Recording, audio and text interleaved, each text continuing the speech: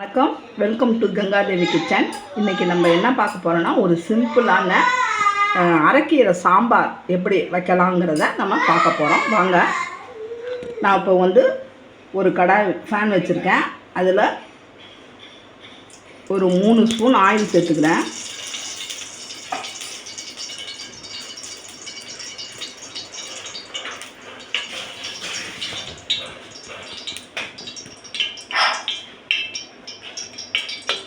ஒரு 100 கிராம் சின்ன வெங்காயம் அரிஞ்சு வச்சுருக்கோம். ஒரு பச்சை மிளகாய் வச்சுக்கிறேன், அதையும் சேர்த்துக்கலாம்.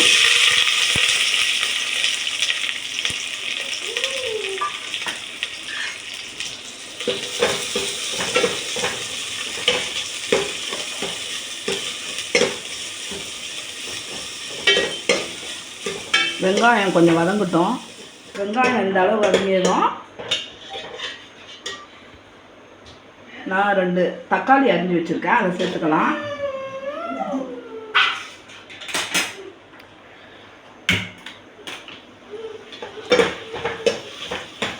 தக்காளி நல்லா வதக்கிப்போம்.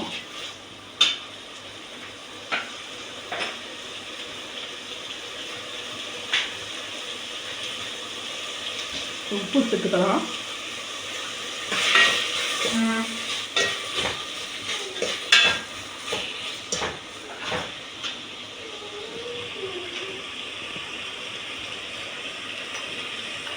ரெண்டு டீஸ்பூன் குழம்பு மிளகாத்தூள் சேர்த்துக்கலாம்.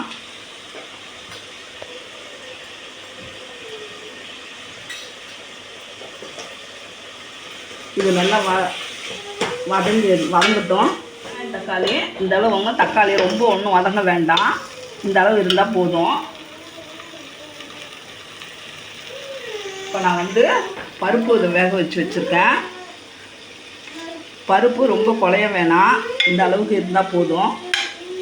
நான் இந்த பருப்பையும் இதில் சேர்த்துக்கிறேன்.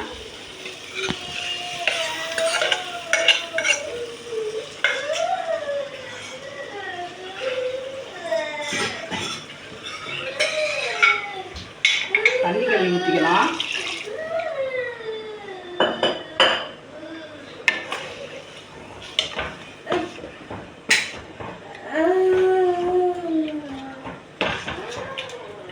பருப்பு இந்த மாதிரி கொஞ்சம் முழுசாக இருந்தால் தான் நல்லாயிருக்கும்.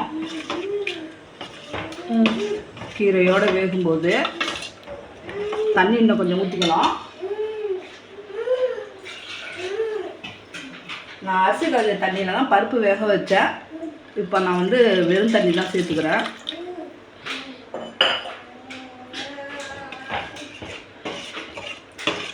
இப்போ உப்பு காரம்லாம் சரியாக இருக்கான்னு பார்த்துப்போம்.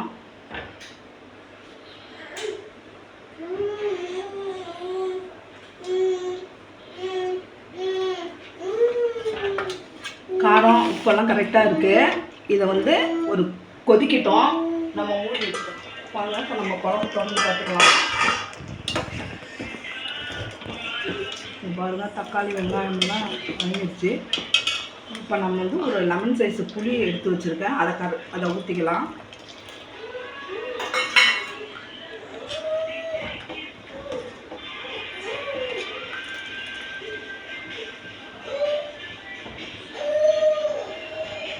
புளிப்பு இருக்கான்னு பார்த்துப்போம்.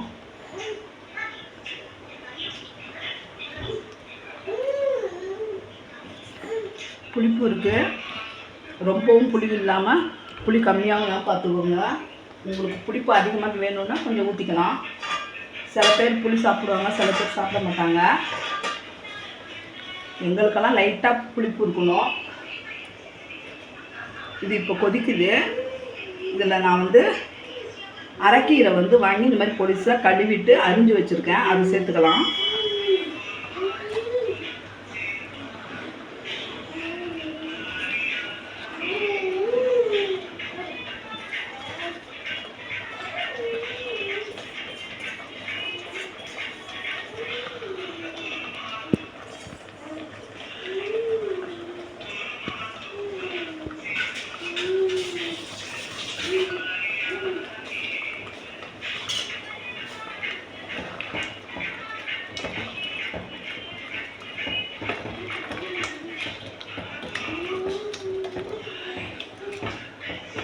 இந்த மாதிரி கீரையும் பருப்பும் இந்த மாதிரி சேர்ந்தா மாதிரி இருக்கணும். தண்ணியாக இருந்ததுன்னா அவ்வளோதான் டேஸ்ட்டு வராது. கீரையும் பருப்பும் இந்த மாதிரி சேர்ந்த மாதிரி இருக்கணும், அப்போ தான் நல்லாயிருக்கும். கொஞ்சம் திக்காக. தண்ணியாக இருந்தால் கீரை தனியாக, குழம்பு தனியாக இருக்கும். பூண்டு கிடக்கு, நசுக்கிக்கலாம். இது கொதி வரட்டும், மூடிப்போம். வந்து தாளிக்கிறதுக்கு தாளிக்கிற கரண்டி வச்சுருக்கேன். அதில் ஒரு 2 ஸ்பூன் ஆயில் சேர்த்துருக்கேன். கொஞ்சம் கடுகும் ஜீரகமும் சேர்த்துக்கிட்டேன்.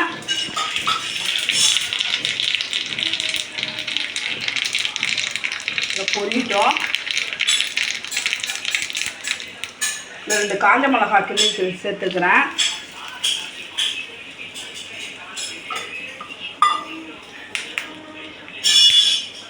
பொரிஞ்சிருச்சு.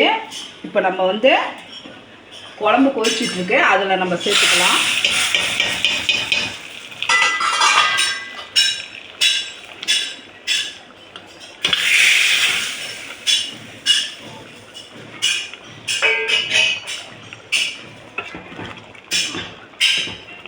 பாருங்கள், கீரையெல்லாம் வெந்துட்டு ஒரு அரை பங்கு வெந்தால் போதும். அந்த ஹீட்டுலேயே வெந்துடும் கீரை, மூடி வச்சிட்டோம்னா.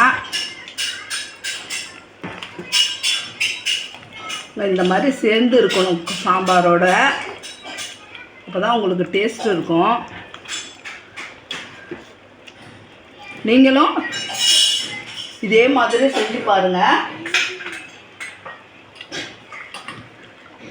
அவ்வளோதான், அரைக்கீரை சாம்பார் ரெடி ஆகிட்டு. இந்த சேனல் உங்களுக்கு பிடிச்சிருந்தால் லைக் பண்ணுங்கள், ஷேர் பண்ணுங்கள், கமெண்ட் பண்ணுங்கள். மறக்காமல் சப்ஸ்கிரைப் பண்ணுங்கள். பாய்.